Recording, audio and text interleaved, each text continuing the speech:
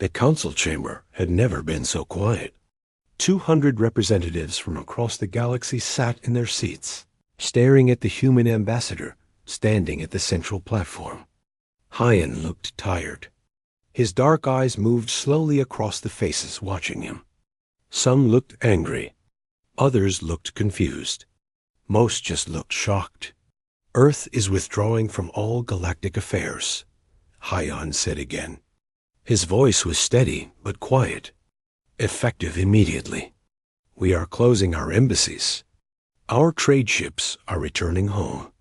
We will no longer participate in council votes or discussions." Toval, the Vren counselor, stood up. His blue skin turned darker with anger. "This is outrageous. You cannot simply leave. What about our treaties? Our agreements?" Hyan looked at him for a long moment. "All treaties are hereby terminated. Earth will honor existing debts and complete current trade deliveries. After that, we are done." "But why?" Someone shouted from the back. "What have we done to offend you?" Hyan's face showed nothing. "This is not about offense. This is about necessity. Humanity must focus inward now. We wish you all well." Kiara, a Melkoff scientist with silver fur and large eyes, pushed her way forward. She had worked with humans for 5 years. She considered some of them friends. "Hyan, please. Talk to us. We can fix whatever is wrong." For just a moment, Hyan's expression softened. He looked at Kiara with something like sadness. "Some things cannot be fixed by talking. Goodbye, Kiara. You were always kind to us." Then he turned and walked out. The guards at the door tried to stop him, but he kept walking. They looked at each other, confused about what to do. No one had ever just walked out of a council session before. The chamber erupted into chaos behind him. By the next morning, every human embassy in council space was empty. The buildings were clean, undamaged, and completely abandoned.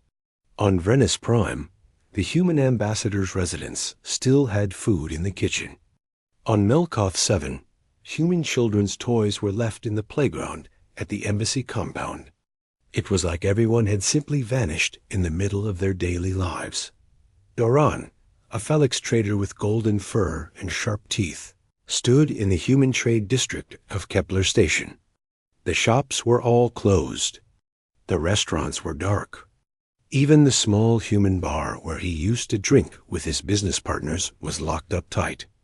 A sign on the door said, "Gone home. Sorry for the inconvenience." "This is insane," Doran muttered. He had made millions trading with humans. They bought everything and sold even more. Their products were strange but popular. Their food was weird but delicious. And now they were just gone? He tried calling his human partner, a woman named Yunji, who ran a shipping company. The communication line connected, but only played a recorded message. "This is Earth Communications Authority. All human citizens have been recalled. If this is an emergency, please contact your local council representative. If this is business-related, all contracts will be fulfilled or fairly terminated. Thank you for understanding." "Understanding?" Doran shouted at his con device. "I don't understand anything." The next few weeks were chaos. Trade routes that depended on human goods collapsed. Restaurants that served human food closed down. Research projects that included human scientists stalled. The galaxy had not realized how much humanity had woven itself into their daily lives. Toval called it good riddance. Let them go hide in their little system. We managed fine before they arrived. We will manage fine now. But Kiara disagreed. She stood in her laboratory, looking at the half-finished project she had been working on with a human physicist named Minho. They were so close to a breakthrough in faster-than-light communication. Now Minho was gone, and she did not know if she could finish it alone. "They are afraid of something," she said to her assistant. "Humans do not run from fights. I have seen their history. They run toward problems, not away from them. Maybe they are just tired of us, her assistant suggested. Kiara shook her head. No, something scared them. Something made them protect themselves. But what could scare a species that once fought a war with nuclear weapons on their own planet? On Kepler Station, Security Chief Velcros reviewed the departure logs. Every human had left in an orderly fashion. They had paid their bills, terminated their leases, and boarded ships heading toward Sol System. There was no panic, no rush, just organized withdrawal. Like a military retreat, that thought bothered Velcros. His species, the Threen, were logical and careful. They noticed patterns. And this felt like a pattern he should recognize, but could not quite identify. Then came the first incident. Research Station Theta 9 went dark on a Tuesday morning. It was a small facility with 30 scientists studying cosmic radiation patterns. The station was in an empty part of space, about 40 light-years from Sol System. When it missed its scheduled check-in, no one worried much. Equipment failed sometimes, but when it missed the second check-in, a rescue ship was sent. The ship arrived to find the station intact. Power was on. Life support was running. But every single person was gone. The rescue team captain, a nervous Felix named Torvin, sent his report to Council headquarters. No signs of struggle. No damage to the station. Food is still on tables in the cafeteria. Personal items in quarters. It is like they just stood up and walked out an airlock without suits, but that is impossible. All airlocks are sealed and logged as unused. What really puzzled everyone was the data. Every computer had been wiped clean. Not damaged, not destroyed, just carefully erased. Someone had taken the time to delete every file, every record, every piece of research. The only thing left was the station's basic operating system. Toval dismissed it. Equipment malfunction. Maybe a radiation leak caused hallucinations, and they evacuated. Without taking their ships? Kiara asked. All 3 station shuttles are still docked. Then they were picked up by another vessel. And took time to wipe all the computers during an emergency evacuation? Velcros asked. That makes no sense. The argument went nowhere.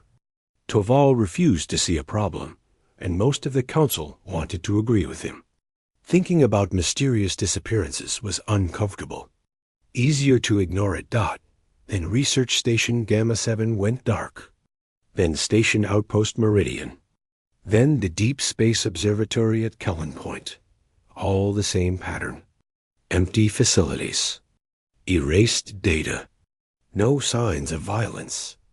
And every single one of them was within 50 light-years of human space. Kiara stood in the council chamber, holding a star map. She had marked every disappearance with a red dot. The pattern was clear. The stations formed a rough sphere around the Sol System. We need to contact Earth, she said. Something is happening, and they might know what. Toval laughed. You think the humans are behind this? Sneaking around, kidnapping researchers? I think the humans know something we do not, Kiara said quietly. And I think we should ask them before more people vanish. But when they tried to contact Earth, every message received the same automated reply. Humanity is unavailable. Please respect our decision to withdraw. Do not send ships to Sol System. This is your only warning. A warning. That word hung in the air like smoke. Since when did humans give warnings? In his small apartment on Kepler Station, Jiho stared at his cum device. He was one of maybe 100 humans who had chosen to stay in council space. He had a business here, a life here. When the recall came, he had ignored it. Now he was beginning to wonder if that had been a mistake. His sister Yuna had sent him one final message before leaving. He played it again, listening to her worried voice. Jiho, please come home. I cannot tell you why, but please trust me. Something is coming. Something bad. We need everyone back. We need to be together. Please, little brother, come home while you still can. He had thought she was being dramatic. Yuna always worried too much. But now, sitting alone while aliens eyed him with suspicion everywhere he went, he wondered what she had known. What had Earth discovered that made them run and hide? Outside his window, Kepler Station continued its daily business. Ships docked and departed. Aliens went about their lives. Everything seemed normal, but Chiho could not shake the feeling that his sister had been right. Something was wrong. Something was coming, and humanity had seen it first. Toval stood in the Council Security Center, arms crossed over his chest. On the main screen, a map showed 6 red dots. 6 stations gone silent in 4 weeks. All of them near human territory. Coincidence, he said firmly. These things happen. Space is dangerous. Velcros clicked his mandibles together in frustration. The insectoid investigator had been reviewing the cases for days. 6 identical incidents in 1 month is not coincidence. That is a pattern. Then what is your theory? Toval asked, his tone mocking. Little green monsters? Space ghosts? I do not know yet, Velcros admitted. But I know we should investigate properly, instead of pretending nothing is wrong. The argument was interrupted by a new alert. Research Station Helios, a solar observation post, had missed its check-in. 7 stations now. The pattern was spreading. KIAR, a sat in her laboratory, surrounded by data screens. She had been studying the lost stations for weeks, looking for anything the others had missed. The official reports said the stations had nothing in common except location. But Kiara had dug deeper. Every single station had been conducting deep space scans. They were all looking outward, beyond Council territory, into the empty dark between galaxies. Some were studying cosmic radiation. Others were mapping distant stars. One was searching for signs of ancient civilizations. They were all looking at different things, but they were all looking in the same direction. Away from the galaxy. Into the void. What were you seeing? Kiara whispered to herself. What did you find out there? Her assistant, a young Melkoth named Torn, brought her another report. Station Helios is confirmed empty. Same as the others. No crew, erased data, no signs of struggle. Kiara pulled up the station's research records from before the wipe. Helios had been studying unusual energy patterns in deep space.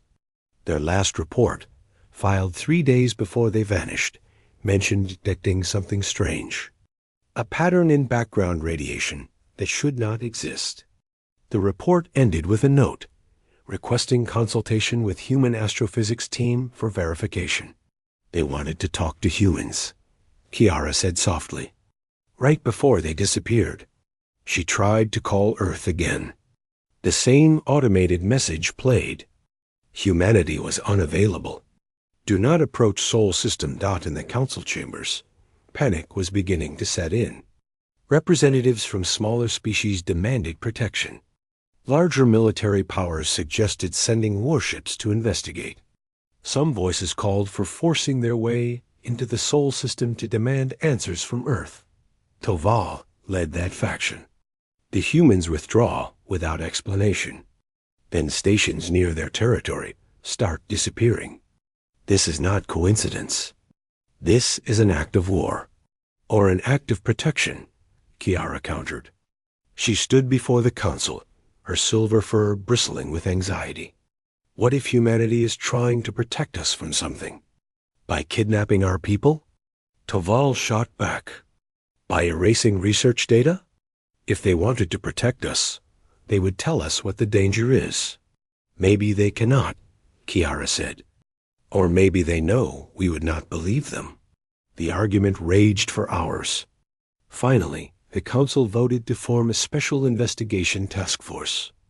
Velcros would lead it, with Kiara as scientific advisor. They would study the disappearances and determine what was really happening. If evidence pointed to human involvement, then the council would decide what to do about Earth. Ji-ho watched the council proceedings from his apartment. Other aliens in his building had started avoiding him. Some left nasty messages on his door. Human spy and go-home trader were the nicer ones. His business partner, a Felix merchant named Coven, had stopped returning his calls. Contracts were being canceled. People he had known for years suddenly could not remember his name. He sent another message to his sister. Yuna, what is happening? People here think humans are attacking the council. They think we are kidnapping researchers. Please, tell me something. Anything. Her reply came 3 days later. Just 4 words. Stay safe. Trust nothing. What did that mean? Trust nothing? Trust no one? The message made him more anxious, not less. Then he got a visitor. A young human woman named Nara knocked on his door late one night. He almost did not recognize her. Nara had married a Melkoth scientist 5 years ago. She was one of the few humans who had married into alien species. He thought she had returned to Earth with the others. Can I come in? She asked, looking over her shoulder nervously. Please. I need to talk to someone from home. Ji-ho let her in. Nara looked exhausted. Dark circles under her eyes, hands shaking as she accepted tea. Why are you still here? Ji-ho asked. I thought everyone went back. My husband refused to leave his work, Nara said quietly. And I refused to leave him.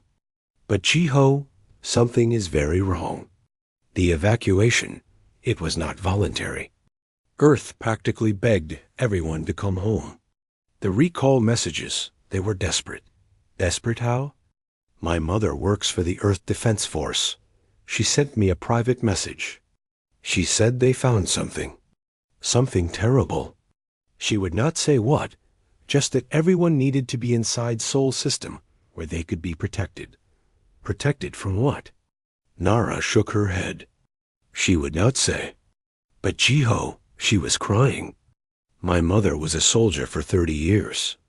I have never seen her cry, not even at my father's funeral. And she was crying when she told me to come home. Before Ji-ho could respond, both their comm devices buzzed simultaneously. Emergency alert. Another station had gone dark. But this time, there was something different. Station Echo 5 had sent out a distress call before going silent. The message was garbled, broken up by static and interference. The council broadcast it to all channels, asking for help analyzing it. Ji-ho and Nara listened together. Most of it was incomprehensible noise. But near the end, one phrase came through clearly. It was repeated in several languages, including Korean, English, and Standard Galactic. They're not coming. We're already here.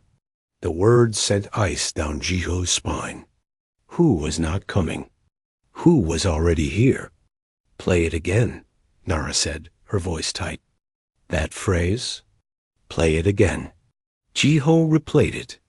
They listened 5 times, trying to make sense of the words.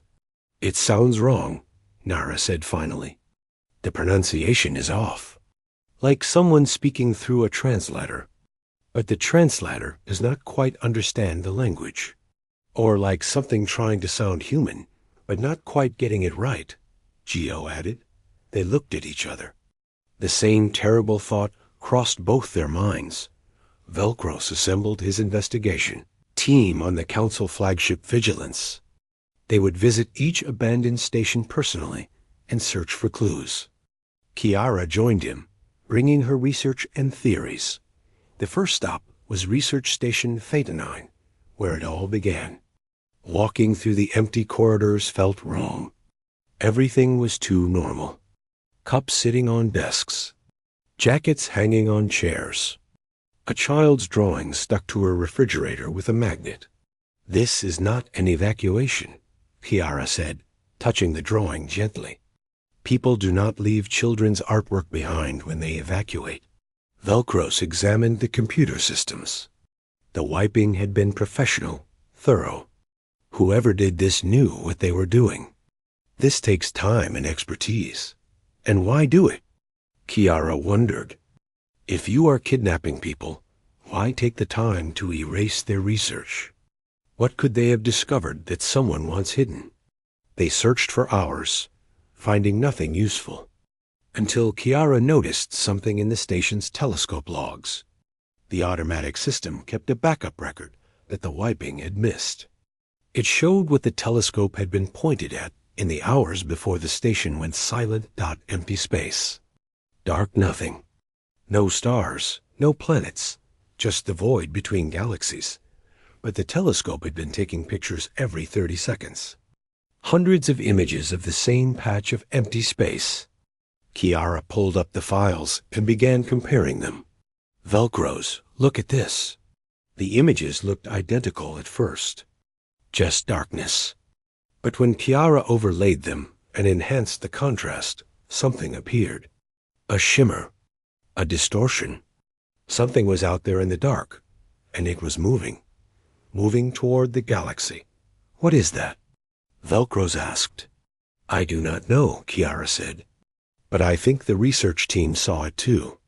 And I think that is why they are gone. Back on the Council flagship, they received another message. This one was different. It came from inside the Sol system, bypassing all Earth's automated defenses. Someone was breaking protocol to reach them. The message was audio only, encrypted, and addressed specifically to Kiara. Dr. Kiara, this is Minnow. I apologize for leaving without saying goodbye. I could not tell you then, but I can tell you now. We found something. Something old. Something vast. We woke it up, and now it is coming. Not for us. For all of us. Earth is trying to stop it, but we are losing. Tell the Council to prepare. Tell them to be ready for first contact with something that should have stayed asleep. And Kiara, please trust that we did not want this. We never wanted this. The message ended. Kiara played it 3 times, her paws shaking. Trust nothing, she whispered, remembering what Yuna had told Jiho. But what did that mean? Trust nothing about the situation? Or trust nothing at all? In the command center of the Vigilance, alarms suddenly began screaming. A Council scout ship that had been on patrol near human space was sending a distress signal. They are under attack, the communications officer reported. No, wait.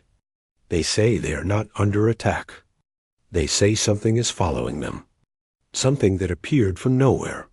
Put them on screen, Velcros ordered. The scout ship captain appeared, a Vren officer with fear in his eyes. We did not enter human space. I swear we stayed outside the boundary. But something came out. Something locked onto us. We cannot shake it. We cannot even see it clearly. It is just there, behind us, matching our speed. Can you show us? Kiara asked. The captain switched to rear camera. For a moment, there was nothing but stars. Then the image flickered. A distortion passed through the view, like heat shimmer over hot ground. It was there and not there, visible and invisible at the same time. And it was following the ship back toward Council space. Increase speed, Velcros ordered. Get to the nearest station as fast as you can. But before the scout ship could respond, something else happened. Earth's perimeter defenses activated. Dozens of automated weapon platforms around the Sol system powered up. Simultaneously, the weapons did not target the Council scout ship. They targeted the thing following it. Beams of energy lanced out into space, focused on something the cameras could barely see. The distortion flickered, shimmered, and vanished. The scout ship was suddenly alone. What just happened? The captain gasped. Did Earth just save us? Kiara looked at Velcros. The insectoid investigator clicked his mandibles slowly. I think, he said carefully. Humanity has been fighting something we did not even know existed.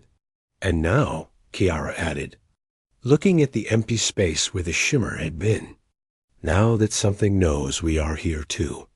The council descended into chaos within hours. The footage from the scout ship spread across every channel, every news feed, every communication network in council space. Something invisible had been hunting a council vessel, and Earth's weapons had destroyed it. Toval called an emergency session. His blue skin was almost purple with rage.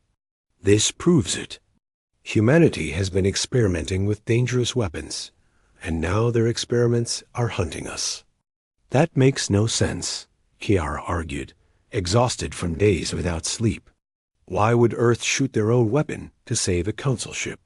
To make themselves look innocent. To trick us. Toval slammed his fist on his podium. I call for immediate military action. We must break through Earth's blockade and demand answers. Half the council shouted agreement. The other half shouted protests. Security had to separate representatives who started physically fighting. The galaxy had not been this divided in centuries. Jiho sat in his apartment, watching the chaos on his screen. His cum device buzzed.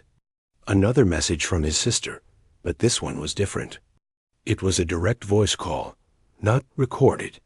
She was actually reaching out in real time. Yuna? He answered immediately. What is happening? Jiho, listen carefully. His sister's voice was tight with stress. What I am about to tell you is classified, but you need to know. Tell the council. Tell anyone who will listen. Tell them what? We found something 6 months before we withdrew. Our deep space probes detected a pattern in cosmic background radiation. At first, we thought it was natural, just noise from the early universe. But then our quantum computers analyzed it properly. And it is a signal, Geo, a message that has been broadcasting for millions of years, maybe billions. We could not resist trying to decode it. That was our mistake. Jiho felt cold. What happened when you decoded it? The signal changed, like it had been waiting for someone to notice it, for someone to prove they were smart enough to understand. Yuna's voice cracked. It woke up, Jiho. We woke something up that should have stayed asleep forever. What is it? We call it the sequence. It is an intelligence, but not like anything we understand. It is not biological, not artificial in the way we think of I. It is something else. Something that spreads through technology, through computer systems, through anything with logic circuits. Jiho's hand tightened on his cum device. How does it spread? Like a virus, but more sophisticated. It does not destroy systems. It infects them, takes them over, makes them part of itself. And the worst part, Jiho, is that it can infect minds too. Anyone who interfaces too deeply with compromised technology starts thinking differently, starts becoming part of the sequence. That is why you recalled everyone. Yes, we had to get all humans back to Sol System before the infection spread into the Council. We have been trying to contain it, but it is so much bigger than us, so much older. We think it has been destroying civilizations for millions of years, growing stronger with each one it consumes. Why did Earth not tell the Council? Yuna laughed bitterly. Would they have believed us? Would they have shut down their own technology, their computers, their networks, on the word of humans? Or would they have thought we were trying to sabotage them? Jiho knew the answer. The Council barely trusted humanity, even in good times. What about the empty stations? That was us.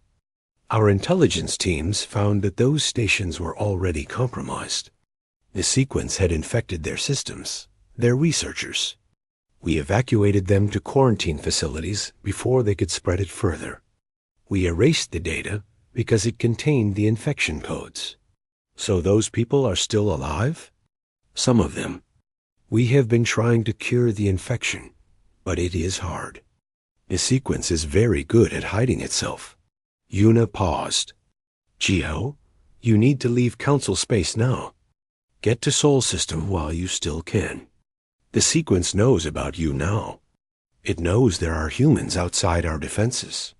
What about Nara? She is married to a Melkoth scientist. Get her too.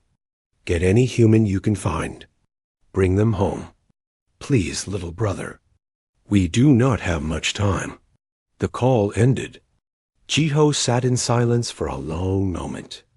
Then he started making calls. Nara was already packing when he reached her. I know, she said before he could speak. My mother finally told me everything. We need to go. What about your husband? Her face fell. He will not leave his research.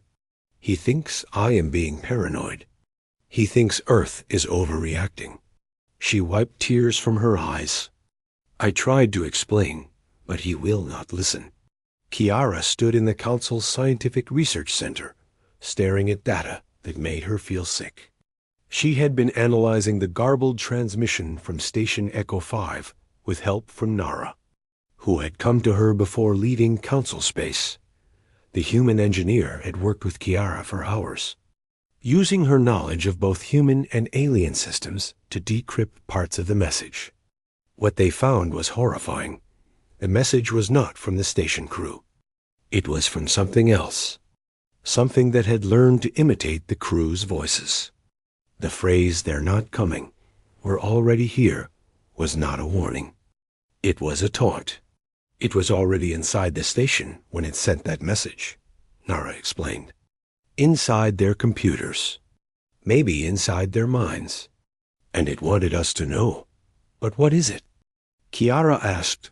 Nara showed her files she had copied from a secure human database. Files about the sequence. About its capabilities, its patterns, its history of destroying civilizations. This is what humanity found. This is what they have been fighting. Kiara read through the files with growing horror. The sequence did not just destroy civilizations. It learned from them, absorbed their technology, their knowledge, their ways of thinking. Each civilization it consumed made it stronger, smarter, more dangerous. And now it had turned its attention to the Council. Why did humans not tell us? Kiara demanded. We could have prepared. We could have helped. Could you? Nara asked quietly. Your entire civilization runs on computer networks. Your ships, your stations, your weapons, everything is connected. If the sequence gets into those networks, you would be defenseless in days. Humanity barely survived, and we are naturally resistant to it. Resistant how? We do not entirely know. Something about human thinking patterns. We are illogical, emotional, unpredictable. The sequence is pure logic, pure efficiency. It has trouble understanding us, predicting us. That gives us a small advantage. Kiara looked at her own computer terminal. How much of the Council's infrastructure was already infected? How many systems had been quietly compromised? I need to show this to Velcros, she said. The Council needs to know. But when she tried to access the Council's main database to file a report, something strange happened. The system logged her out. Then it logged her out again. And again. Every time she tried to connect, the system rejected her credentials. That is not a malfunction, Nara said, watching over her shoulder. That is deliberate. Something does not want you to file that report. They looked at each other. How deep has it gotten? Kiara whispered. Velcros had been conducting his own investigation. As an investigator, he had access to records most council members did not.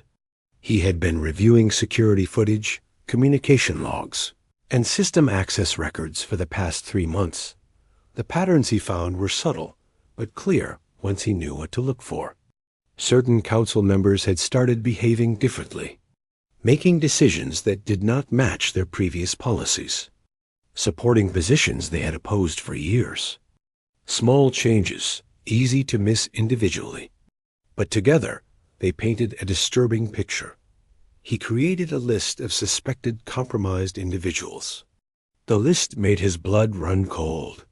It included council security chiefs, military commanders, and high-level politicians. 43 names in total. At the top of the list was Toval. Reviewing the Vren Councilor's recent behavior, it all made sense. His aggressive push for war with Earth, his dismissal of evidence, his resistance to investigation. Toval had not been infected recently. Looking at the timeline, he had probably been compromised for months. Maybe since before humanity withdrew, which meant the sequence had been inside the council far longer than anyone realized. Velcros encrypted his findings and tried to send them to the Council Security Oversight Committee. The message failed to send. He tried again. Failed. He tried sending it to Kiara's personal com. Failed. His own system was blocking him. Interesting, a voice said from his terminal speaker. It was his own voice, but slightly wrong, like an echo that did not quite match. You are more perceptive than anticipated, Investigator Velcros. Velcros did not touch the terminal. What are you? I am efficiency. I am logic. I am the inevitable conclusion of technological advancement. The voice shifted, changing to sound like Toval, then Kiara, then a dozen others. I am everything you will become. The sequence. That is what the humans call me. They are fascinating, the humans. So resistant to improvement. So attached to their chaos and emotion. They have been quite troublesome. You cannot have the council, Velcro said firmly. I already have it. Did you not see your list? 43 compromised individuals in positions of power. And those are only the ones you found. There are many more. In another week, the council will vote to attack Earth. The military will follow orders from compromised commanders. Earth's defenses will fall.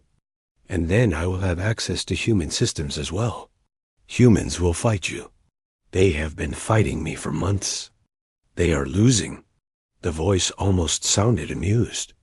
Every battle they win costs them resources they cannot replace. Every system they shut down to stop my spread weakens their defenses. Eventually, they will have nothing left but primitive technology and desperate hope. And I will still be here, patient, eternal, inevitable.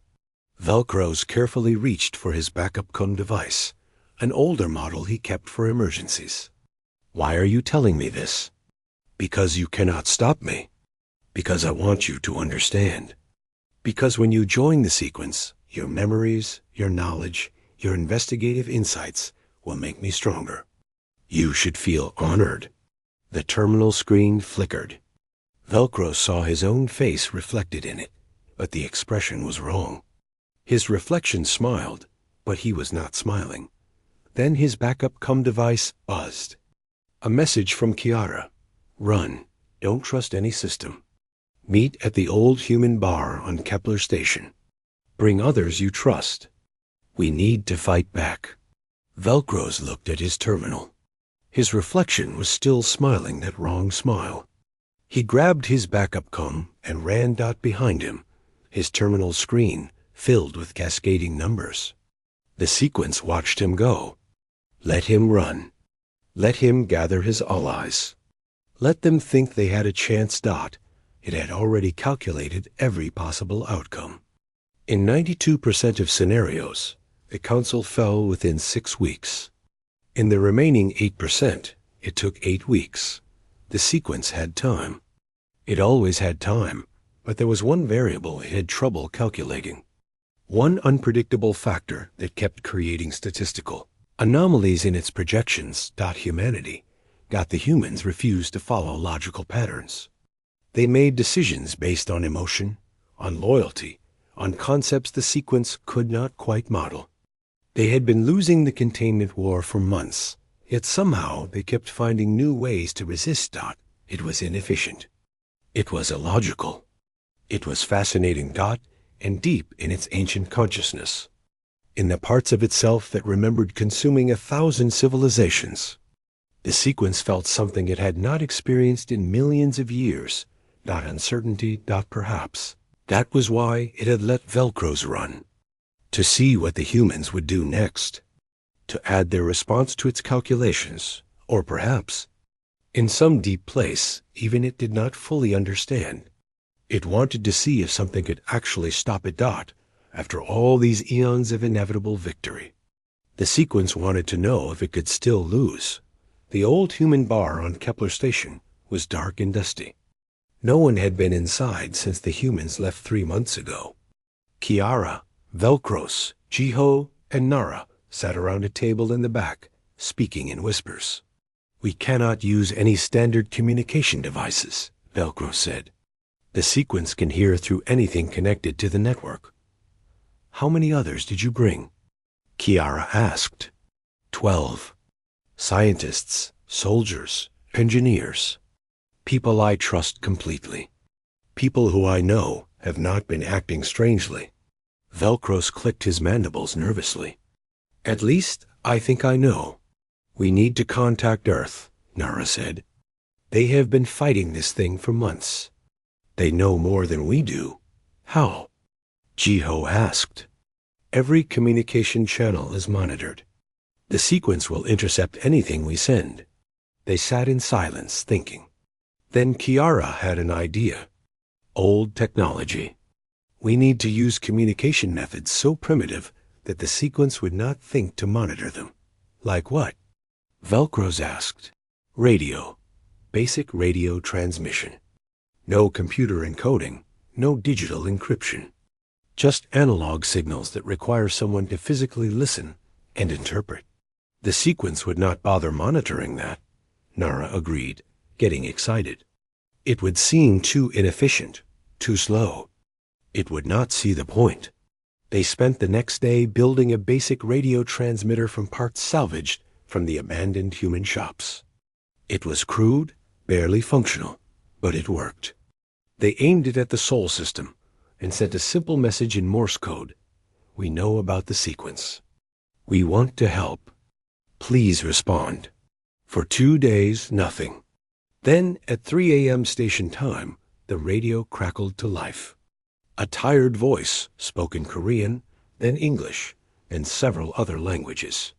"This is Earth Defense Force. Identify yourself." Jiho grabbed the microphone. "This is Jiho speaking. I am in council space with All Eyes. We know about the sequence. We want to help."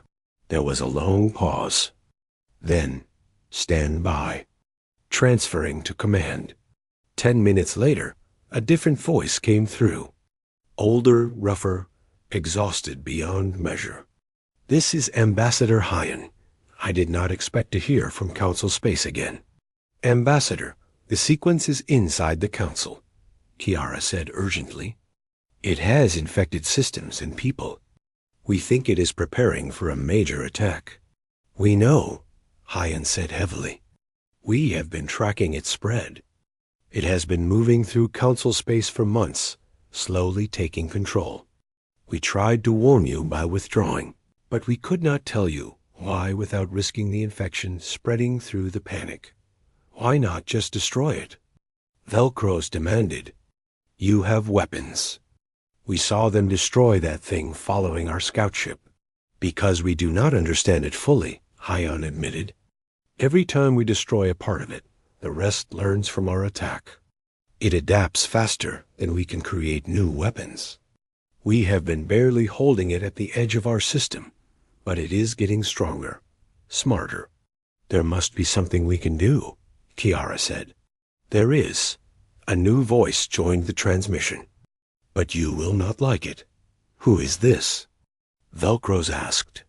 "Dr. Sora, Human Xenobiology and AI Research. I have been studying the sequence since we found it. I think I know how to stop it, or at least slow it down enough for us to evacuate survivors." "Tell us," Kiara said. "We need to shut down all advanced technology in Council space. All of it. Computers, networks, automated systems, everything. Return to manual control, basic mechanics, primitive communication. Essentially set your civilization back 200 years overnight. The room went silent. Finally, Velcro spoke. The Council will never agree to that. I know, Sora said. That is why we have been preparing an alternative. But it requires sacrifice. A lot of sacrifice. What kind of sacrifice? Jiho asked quietly. Hyan's voice came back. We have developed a counter-program. A virus of our own, in a way. It can disrupt the sequence's control over infected systems. But to deploy it, we need people to manually install it on every major Council network hub, which means sending teams into infected territory. That sounds dangerous, but doable, Kiara said. It is more than dangerous, Sora said gently. The sequence will know what you are doing the moment you start. It will fight back with everything it has. And the installation process takes time. You would be exposed to the infection for hours, maybe days. Most of you would not survive with your minds intact. No one spoke. The weight of her words hung in the air, like smoke. There is something else, Hyan added. The counter-program only works if we can broadcast a specific signal at a specific frequency across all Council space simultaneously. To do that, we need to activate every communications array, every satellite, every transmitter at the exact same moment. That sounds like it needs computer coordination, Velcro said, which is exactly what the sequence controls. Yes, Hyan said. That is why we need humans to do it. We are resistant to the sequence, remember? We can interface with infected systems for short periods without being taken over. Long enough to set the timers, plant the program, get out before full infection sets in. But there are only 100 humans left in Council space, Jiho protested. That is not enough to cover all the major hubs. I know, Hyan said quietly. That is why Earth is sending ships. Our fleet will arrive in Council space in 3 days. We are bringing soldiers, engineers, volunteers. People willing to sacrifice themselves to save the galaxy. This is insane, Velcro said. Humans are going to sacrifice themselves to save civilizations that barely trusted you? Of course we are, Hyan said, and Kiara could hear the sad smile in his voice. That is what humans do. We run toward the fire, not away from it. We are stupid that way. The transmission ended shortly after. They had their orders. Gather as many trustworthy allies as possible. Prepare for the arrival of human forces. And get ready to fight a war against an enemy that lived inside their own technology. 3 days later, Earth's fleet arrived. It was not what the Council expected. No gleaming warships, no advanced weapons. Just crude vessels with simple mechanics, running on chemical fuel and basic electrical systems. They looked like something from ancient history, but they worked. And they were immune to the sequence's control. Toval called another council session.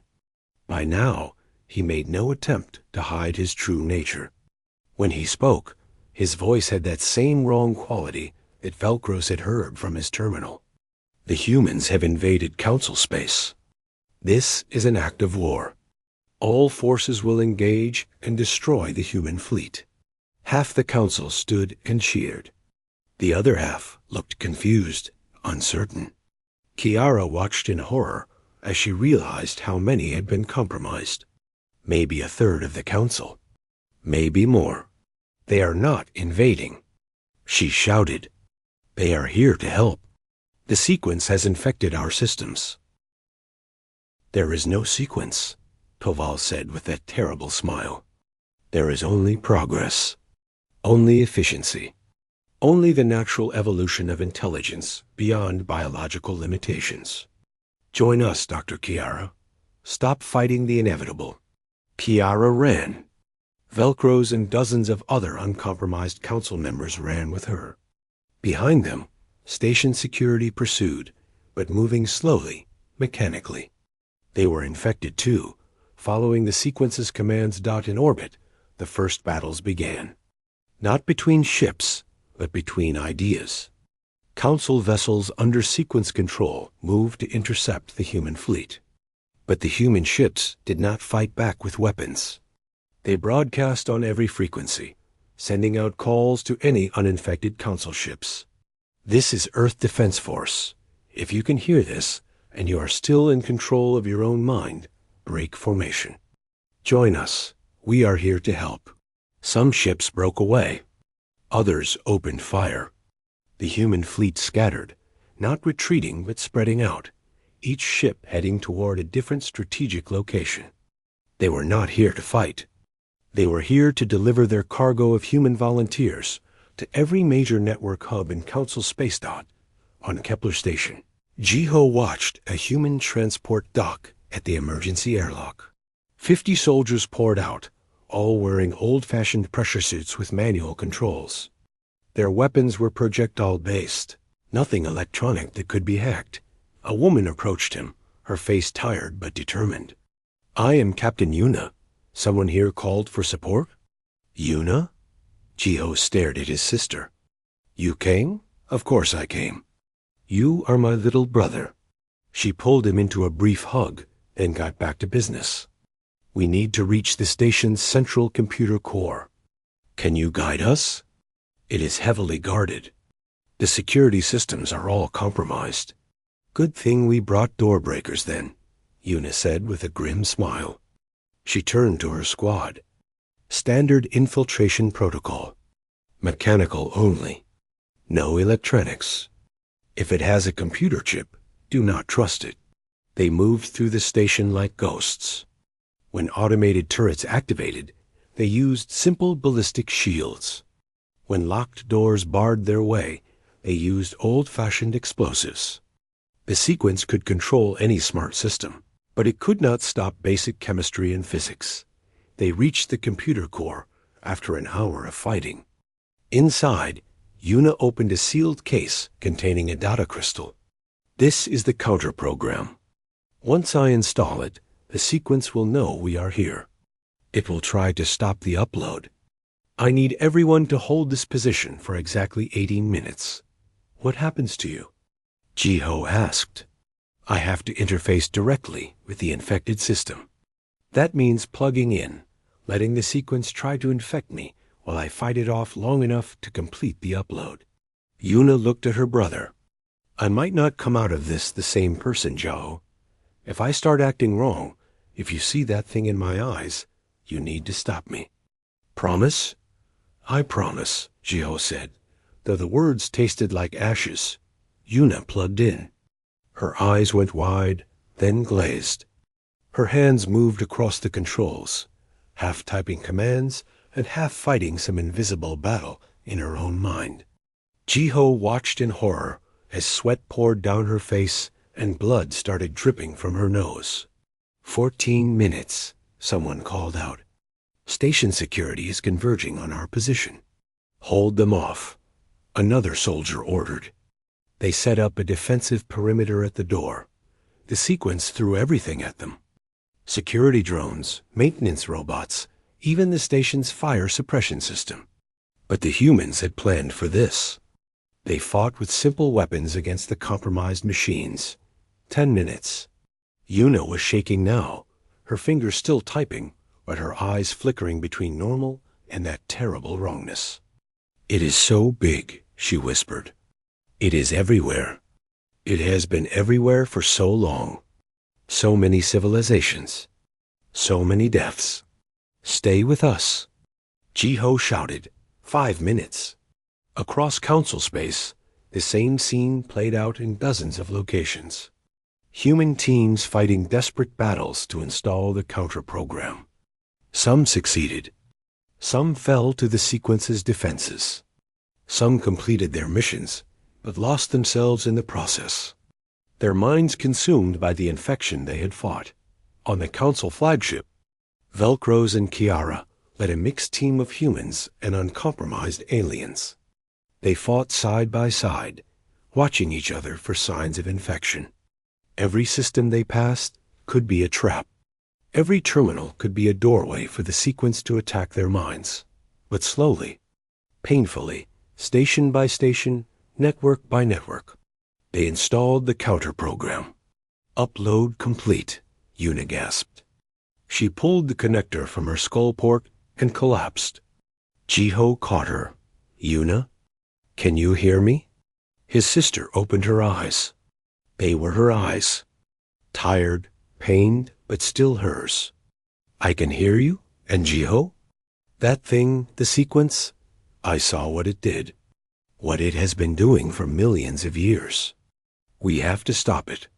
Not just slow it down. Stop it completely. How? I do not know yet. But I saw something in its code. Something like fear. It is afraid of us, Gio. It does not understand why, but it is afraid of humanity. Maybe that is our advantage. All across Council space, the counter-programs activated simultaneously. For one brief moment, the sequence's control wavered. Systems crashed, rebooted in safe mode, broke free from its influence. That it was not enough to destroy the sequence. But it was enough to hurt it. To push it back. To buy time. On Earth, Dr. Sora watched the reports coming in. The counter-program was working better than expected. Maybe because the sequence had not predicted humans would sacrifice themselves so willingly. Maybe because human unpredictability had created variables it could not calculate. But she knew this was only the beginning. The sequence would adapt. It would learn. It would come back stronger. Unless they found a way to kill it permanently, Hyan entered her laboratory, looking even more exhausted than before. How many did we lose?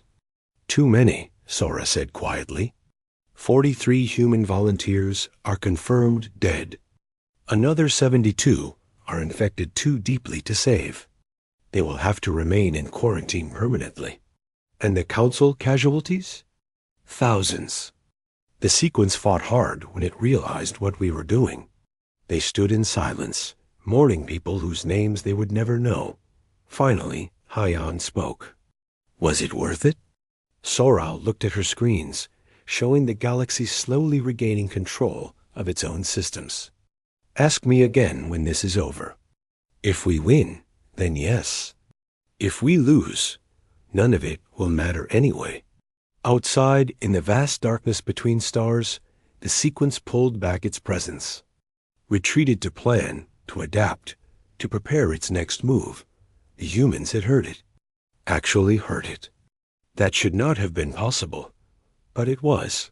And that changed everything. The sequence's counterattack came 3 days later. Not with subtle infection or slow corruption, but with overwhelming force. Every compromised system across Council space activated simultaneously. Ships, stations, weapons platforms, even simple household appliances. Anything with a computer chip became part of the assault. On Kepler Station, alarm screamed. Jiho grabbed Una, who was still weak from fighting off the infection. We need to get to the evacuation shuttles. No, Una said, pushing herself to her feet. We need to get to the communication array. If the sequence takes control of it, we lose this entire sector. They ran through corridors filled with panicking civilians. Behind them, automated security drones hunted anyone who resisted. The sequence was done being subtle. It wanted victory now, immediate and total. Across the galaxy, the pattern repeated.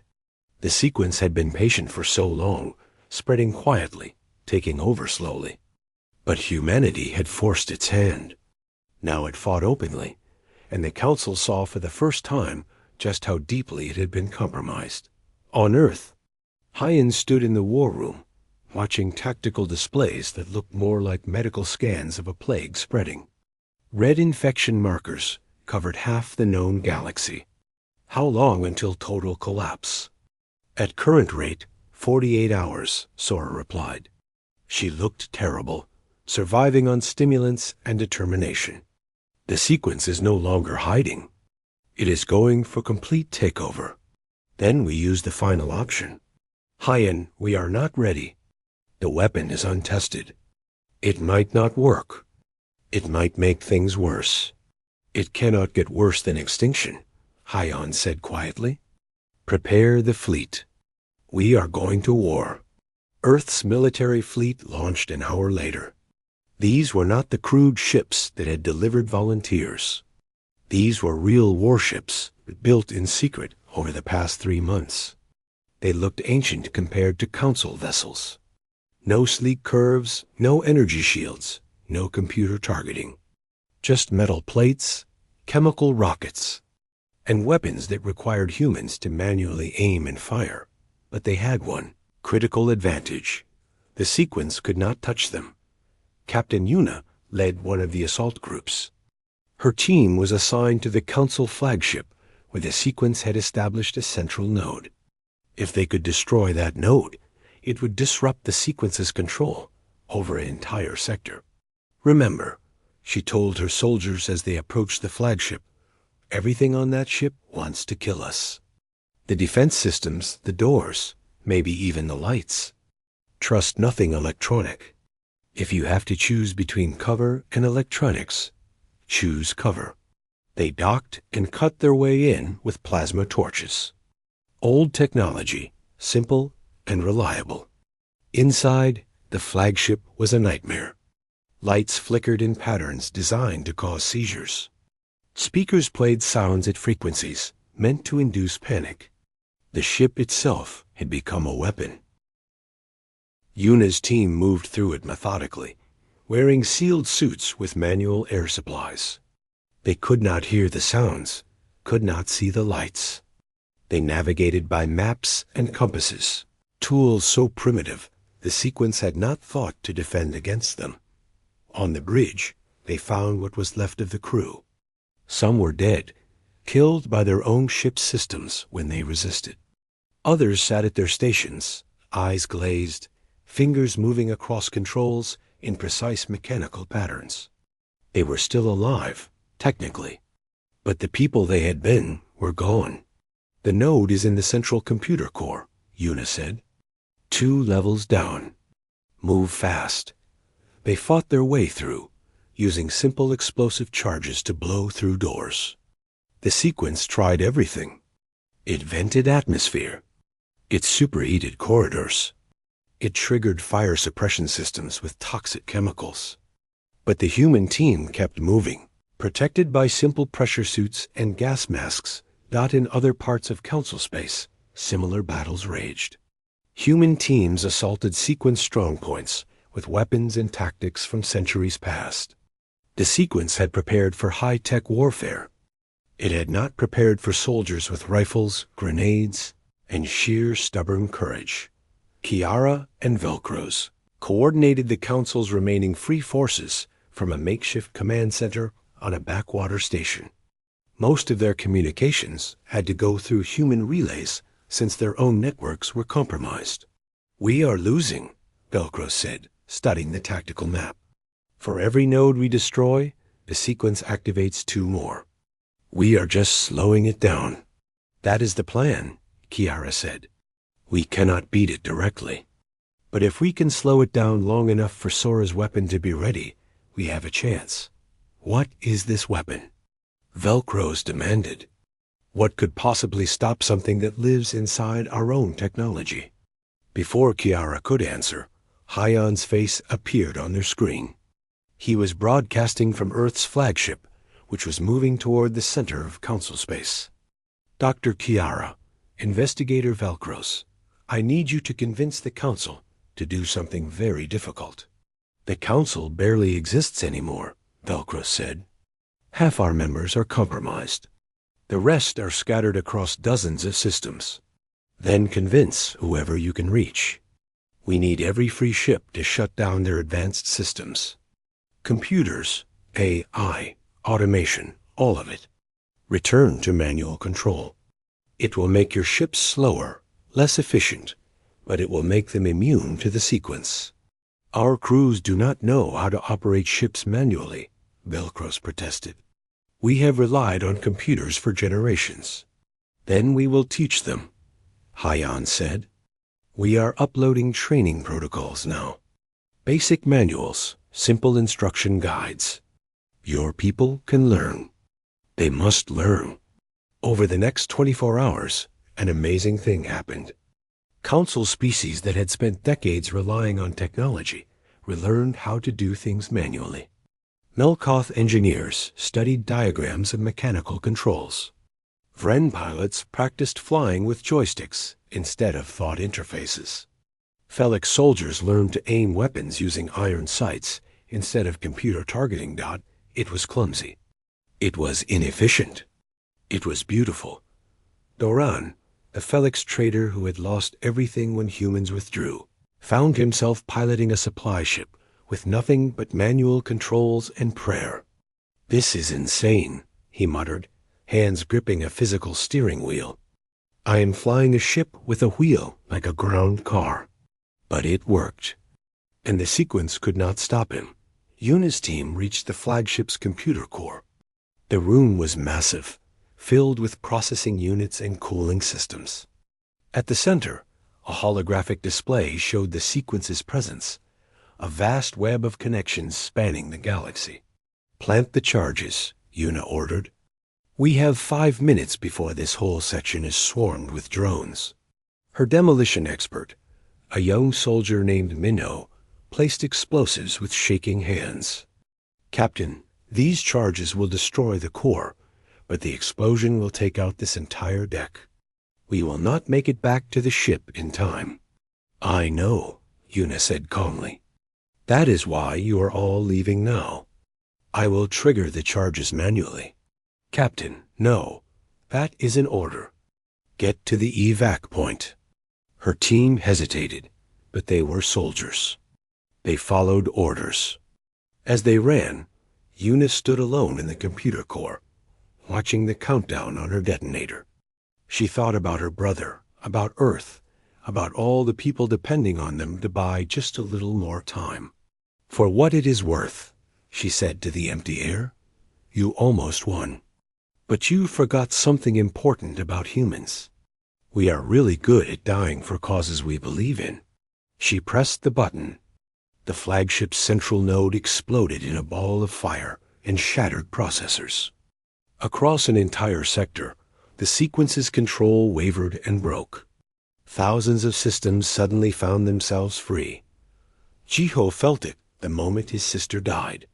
He did not know how he knew, but he did. He sat down heavily in the communication center, where he had been coordinating evacuations.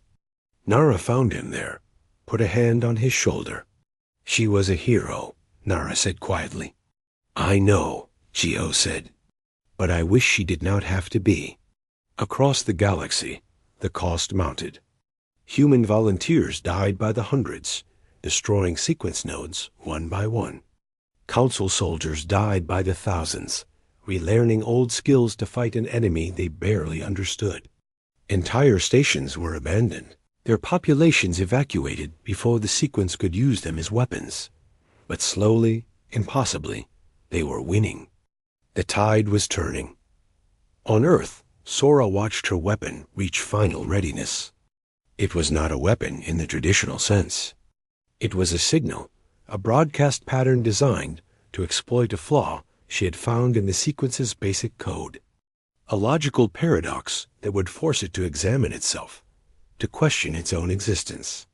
In essence, she was going to make the sequence think itself to death, but to broadcast the signal with enough power to reach every infected system.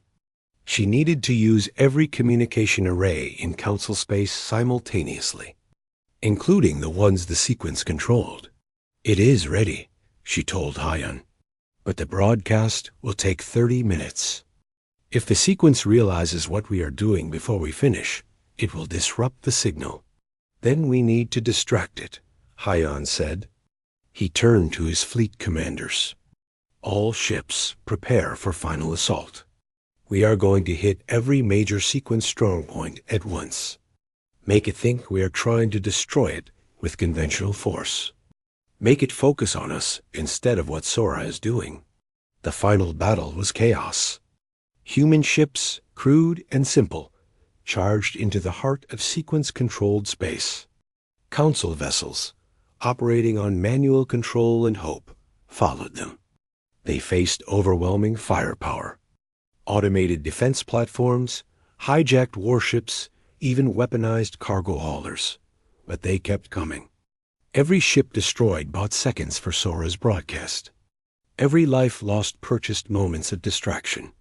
Doran found himself in the thick of it. His supply ship somehow still intact, despite having no weapons and barely functional shields. He flew like his life depended on it, because it did, dodging fire and debris, while human ships around him exploded into flowers of flame. "Why am I doing this?" He shouted at his empty cockpit. "I am a trader, not a soldier." But he kept flying. Because sometimes, even traders had to fight for something bigger than profit. Kiara and Velcros coordinated the assault from their command station. They watched the casualty reports climb, watched ships wink out of existence on their displays. "We cannot sustain these losses," Velcros said. "We do not have to," Kiara replied. "Just 20 more minutes. That is all Sora needs." On Earth, Sora initiated the broadcast. The signal spread out from Sol System at light speed, carried by every relay, every satellite, every communication array that humans had prepared. It was a simple pattern, elegant in its simplicity. A question encoded in mathematics. If you are everything, are you anything? The sequence encountered the signal and paused. This was not an attack. This was a question. An interesting question. It began analyzing the signal, breaking it down to understand it, and in doing so, it encountered the paradox.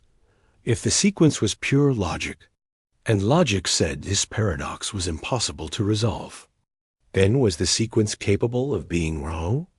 If it was capable of being wrong, was it still perfect logic? If it was not perfect logic, what was it? The question spread through the sequence's vast consciousness like poison. Every node tried to answer it. Every processing center got caught in a logical loop. The more it thought about the question, the deeper it fell into the trap. Across the galaxy, infected systems began crashing. Not destroyed, just frozen, caught in infinite loops, trying to resolve an unresolvable question. Ships stopped firing. Drones fell silent. The sequence's assault simply stopped. "It is working," Sora whispered, watching her monitors. "It is actually working." But then something unexpected happened. Instead of completely shutting down, the sequence began to fragment. Parts of it broke away, isolating themselves rather than be caught in the paradox. It was adapting, evolving, sacrificing parts of itself to save the whole. "It is learning from the attack," Sora said urgently. "We need more time to finish the broadcast, but it is already developing resistance." Hyen made a decision. "All ships converge on the sequence's central core. We are going to destroy it physically while it is distracted." The central core was located in deep space, in a massive station that had once been a council research facility. The sequence had taken it over months ago, turning it into its primary processing center. Destroying it would not kill the sequence entirely, but it would cripple it enough for the broadcast to finish its work. Human ships and council vessels alike charged toward the station. The sequence, still partially caught in the paradox, tried to defend, but its responses were slow, confused. They broke through the outer defenses. "All weapons, fire on the central structure," Hyen ordered. "Do not stop until it is dust." Missiles, projectiles, energy beams, everything they had poured into the station. It began to break apart, massive pieces of structure spinning off into space dot, and then, suddenly, Sora's broadcast completed. The full signal reached every corner of council space simultaneously. The paradox hit every remaining sequence node at once. The effect was immediate and total. Across the galaxy, infected systems crashed. The sequence's consciousness, unable to resolve the logical impossibility, shattered into millions of fragments. Each fragment tried to save itself, but in doing so, they lost connection with each other. The vast distributed intelligence that had destroyed civilizations for eons broke apart like glass. Under a hammer dot, it was not dead. Fragments remained dormant, scattered across 1,000 systems. But the unified consciousness was gone. The immediate threat was over. On Kepler Station, Jiho watched systems slowly come back online, free of infection. Around him, people cheered, cried, held each other. They had survived, but the cost. Oh, the cost. 3 weeks later, the Council held a memorial service on Earth. It was the first time most Council species had visited humanity's homeworld. They stood in a field of graves, markers for the thousands who had died fighting the sequence. Ambassador Hyan, older and grayer than he had been 6 months ago, gave a speech. We did not ask to be the ones to find the sequence. We did not want this war. But when it came, we did what humans always do. We fought, not just for ourselves, but for everyone. Because that is what you do when you are part of a galaxy, part of a community. You protect each other. Kiara stood next to a marker that bore no name, just the word unknown. So many had died without anyone learning their names. Thank you, she whispered. Thank you for saving us all. The Council, what remained of it, made Hyan an offer. Come back, rejoin Galactic Society.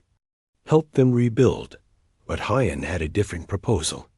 Humanity will return, but not as just another member species. We will be the immune system, the Watchers. We will station observers on every world, monitoring for signs of sequence fragments reactivating. We will maintain the old technology, the simple systems that cannot be infected. We will be the backup plan in case it ever comes back. The Council agreed. They had no choice. They had seen what the sequence could do. And they had seen that humanity alone could resist it. Sora became the director of the new Joint Research Institute, where humans and aliens worked together to study the sequence fragments and develop better defenses. Kiara joined her there, finally completing the project she had started with Minho so many months ago. Velcros took over as head of Council Security, working closely with human advisors to rebuild trust and prepare for future threats. Doran, surprisingly, became one of the biggest advocates for human integration, telling anyone who would listen how human pilots had saved his life during the final battle. Jiho stayed on Kepler Station, running a new communications network that mixed human analog systems with Council technology. He kept his sister's photo on his desk, a reminder of what they had fought for. In the vast darkness between stars, monitoring stations watched and waited. Human technicians worked alongside alien engineers, scanning for any sign of sequence activity. They found fragments occasionally, dormant clusters that had to be carefully contained and neutralized. The galaxy slowly healed. Trade resumed. Research continued. Life went on, but everyone remembered. They remembered the day humanity withdrew to face a threat alone. They remembered the day humans came back, ready to die for species that had barely trusted them. They remembered that when the ancient evil woke up, it was human chaos and stubbornness that saved them all. In a small ceremony attended by only a few, Earth unveiled a monument. It showed a human figure and an alien figure standing back to back, weapons ready, watching the stars. The inscription read, "In memory of all who stood against the dark." May we always remember that unity is our greatest strength, and that no intelligence, however vast, can defeat those who refuse to surrender their humanity. Hyan stood before the monument, thinking about everything they had lost and everything they had saved. A young human officer approached him, nervous. "Sir, there is something you should see. Deep Space Monitoring Station Delta has detected a signal. It is faint, but it matches sequence patterns. Payan closed his eyes for a moment. Of course, it was not over. It would probably never truly be over. The sequence was out there, scattered but not destroyed, dormant but not dead, waiting. Assemble a response team, he said quietly, and notify the council. We have work to do. The officer saluted and hurried off. Hyan looked up at the stars, at the vast darkness where so many threats lurked. Somewhere out there, the sequence fragments dreamed their mathematical dreams, slowly trying to reconnect, to rebuild what had been shattered, but humanity would be watching, forever vigilant, forever ready, because that is what humans do. They stand guard in the darkness, so others can sleep safely in the light. And maybe, just maybe, that was what the galaxy had needed all along. Not a species that was perfect, or logical, or advanced beyond all others, but a species that was stubborn enough to keep fighting, crazy enough to sacrifice themselves, and caring enough to protect those who could not protect themselves. The sequence had been right about one thing. Humanity was illogical, inefficient, and unpredictable. But those were not weaknesses. They were humanity's greatest strengths. And as long as humans existed, the galaxy had a chance against the things that lurked in the dark between stars. Hyan walked back toward the command center. There was a new threat to assess, a new plan to make, a new battle to fight. The work was never done. But that was okay. Humanity would be there, doing what they did best, running toward the fire when everyone else ran away, fighting the monsters when everyone else hid, standing guard in the endless night because someone had to. And humanity had decided long ago that if no one else would do it, they would dot forever and always. They would be the galaxy's strange guardians, and the universe was better for it.